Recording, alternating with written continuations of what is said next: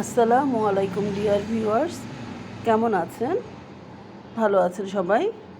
আল্লাহর রহমতে আমিও ভালো আছি। ভিউয়ার্স, অনেক দিন পর আসলাম। আজকে মঙ্গলবার।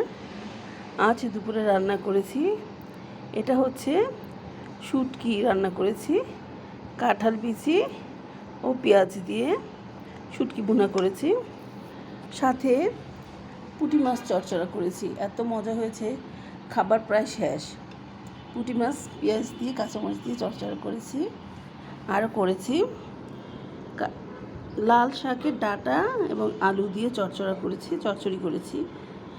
এই খাবারটা খুবই মজার, আপনারা খেয়ে দেখবেন। অনেকেই আলু দেয় না, আমি আলু দিয়েছি। মুন্সিগঞ্জের মেয়ে, আলু না দিলে কেমন হয়। এটা হচ্ছে লাল শাক ভাজি করেছি, বেশি করে রসুন দিয়ে শুকনো মরিচ দিয়ে লাল শাকটা ভাজি করে খাবেন, খুবই মজা লাগে। এখানে ছেলের জন্য আলু ফ্রেঞ্চ ফ্রাই করে দিয়েছি, যেহেতু ও ভাত খায় না, সেজন্য আলু ফ্রেঞ্চ ফ্রাই করে দিয়েছি।